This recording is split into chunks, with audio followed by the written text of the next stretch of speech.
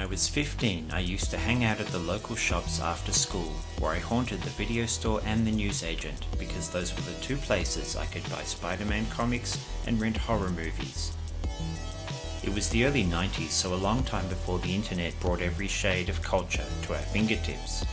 A newsagent sold books, as I recall, and one day I spied a paperback novel whose painted cover showed a putrefied hand pulling the trigger on a revolver.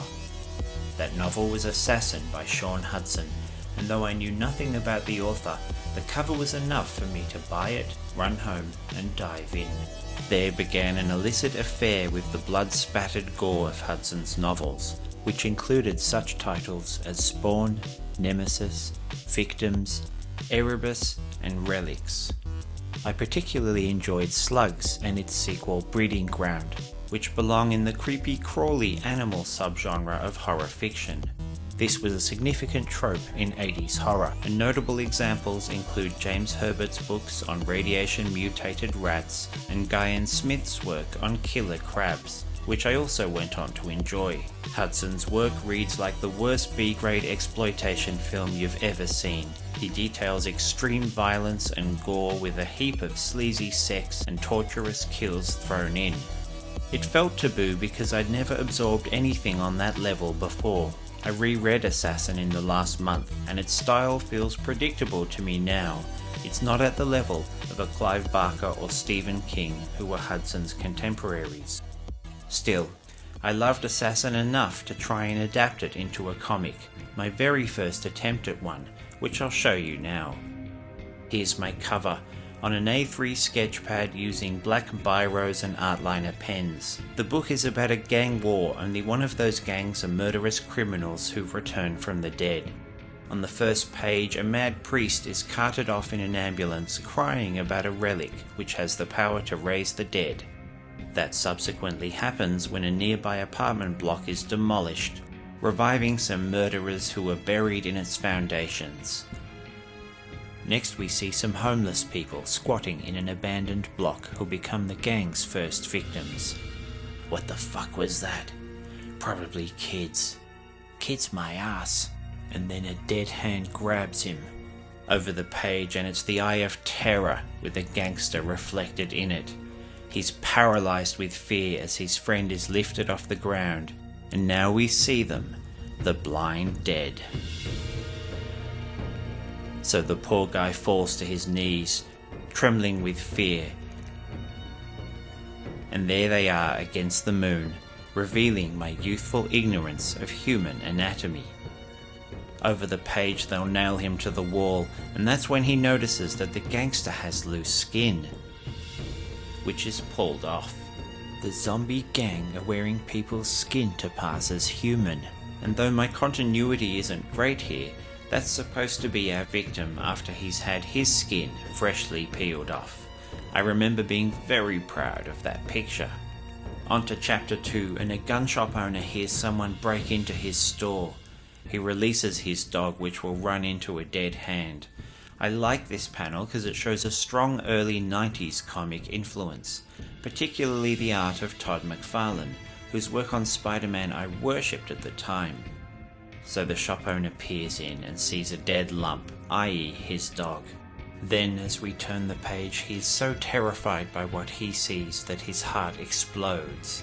And then we see it, a dead assassin holding his new weapon and ready to go. Onward to chapter 3 for another kill scene in which I've disposed of text completely. Now, there is a story to this book. The main character is Carter, who is bodyguard to a gangland boss called Harrison, only Carter is sleeping with Harrison's girlfriend Tina, which complicates things. But I haven't bothered to draw any of that. I only seemed interested in the gory bits. On to chapter 4, where I introduce another gang, who are these psychopathic outsiders, a Manson-like cult who've declared war on London's rich people. There they are, in their squat, looking angry, plotting who to target next. Chapter 5, and some gangsters are making a delivery. One guy waits in the car smoking a cigarette while his friend takes the goods in a suitcase. All of a sudden their car gets rammed from behind. The guy in the car hits the windscreen. He looks around, all bloodied and dazed, to see his attackers emerging. Over the page and bullets are flying through the air. The guy on the stairs gets hit. The one in the car narrowly avoids it, and then we get to the bit I was itching to draw, as the guy on the stairs gets totally blown away, much to the excitement of my 15-year-old self. Over the page, and this time the guy in the car gets shot through the shoulder. The car is then rammed a second time, and he sure feels the pain as his chest is crushed against the steering wheel. There's his frozen eyes, with some sloppy manga-type speed lines for drama. Onward to chapter 6, where a rich guy comes home from work, feeling happy because he's rich. Yet, as he opens the door, he sees the radical cult have trashed his place. He runs into the kitchen to see smoke coming from a pot. Here my unfinished pencils show him grabbing a phone to call the police, only a knife is brought down on his hand. And that, my friends, is where the comic tailed off.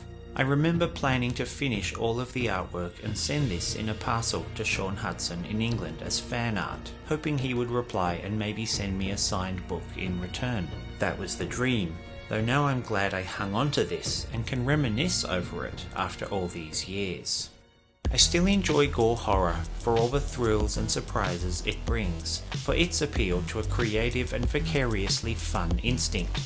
I'm generalizing here, but I believe this fun aspect of 80s and 90s gore is a different species to the style of torture porn that became popular in the 2000s. Torture porn indulges in cruelty more for its own sake and is trying to shock and disturb rather than thrill the audience. It's arguable Hutson's gore preempts the fashion for torture porn, which is why I might have less patience for it now. But perhaps what I loved about his books then and still respect today is they make no pretension to good taste. They don't try to qualify as serious literature, but are unapologetically horrible and so achieve exactly what they set out to do. And I think that's what appealed to the skinny, sensitive, socially awkward teen that I was. Assassin felt like the simple, pulpy prose of a rank outsider made for other outsiders. It sets its own rules and follows its own internal logic. And this is exactly what appeals to the fans of gore and pulp horror. They make up a community of interpretation, to coin a term from literary theory, who can bond over the excitement and repulsion the genre instills. Crudity in this context isn't a weakness, but a strength.